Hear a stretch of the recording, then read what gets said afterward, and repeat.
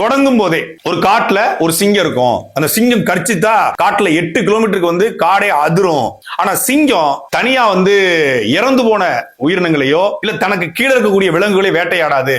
அதாவது இவர் சிங்கம், இந்த சிங்கம் தனக்கு மேல இருக்கக்கூடிய அரசியல் கட்சிகளை மட்டும்தான் எதிர்த்து பேசுமா, தனக்கு கீழே இருக்கக்கூடிய அரசியல் கட்சிகளை அவர் எதிரியா பார்க்க மாட்டாராம். அப்ப அவர் என்ன சொல்றாரு அப்படின்னா, தாவேக்காவோட பெரிய கட்சி திமுக பாஜக, தாவேக்காவோட பெரிய கட்சியா கூட திமுக பாஜகவை நான் தாவேக்கா வீழ்த்த போறேன், அதாவது சிங்கம் தன்னை விட பெரிய விலங்க வீழ்த்த போதுங்கிறாரு. முதல்ல அந்த கதையே தப்பு. விக்கிபீடியால போட்டாலே சாதாரணமா வந்தது சிங்கம் கூட்டமா தான் வேட்டையாடும், தனிச்சு வேட்டையாடாது. இன்னொன்னு சிங்கம் சிங்களா வருங்கிறதெல்லாம் படத்துக்கு தான் பொறுத்த வழியா அந்த படத்தை பார்த்துட்டு பேசுறாப்ல, சிவாஜி படத்தை பார்த்துட்டு பண்ணீங்க தான் கூட்டமா வரும், சிங்கம் சிங்களா வரும். சிங்கம் சிங்களா வராது, சிங்கம் கூட்டமா இருக்கும். சிங்கம் ஒரு சமூக விலங்கு, அது ஒரு சோசியல் அனிமல், அது கூட்டம் கூட்டமாக வாழும். அந்த கூட்டத்துக்கு தலைவனாகத்தான் ஆண் சிங்கம் இருக்கும். ஆண் சிங்கம் ஒரு சோம்பேறி சிங்கம். ஆண் சிங்கம் ரொம்ப ரொம்ப ரேர்லி தான் வேட்டையாடும். ஆனா பெண் சிங்கம் வேட்டையாடி கொண்டு வர்றத ஆண் சிங்கம் புடிங்கிட்டு போயிடும். ஆண் சிங்கத்தோட ஒரே வேலை என்ன வேலை தெரியுமில்ல, அது பெண்ணுக்கும் ஆணுக்குமான வேலை தான் அந்த வேலை. அதைத்தான் ஆண் சிங்கம் தொடர்ச்சியா பார்த்து இனவிருத்தியை தான் பெருக்குமே ஒழிய பெண் சிங்கம் தான் வேட்டையாடி கொண்டு வரும். அந்த அடிப்படையே புரியல.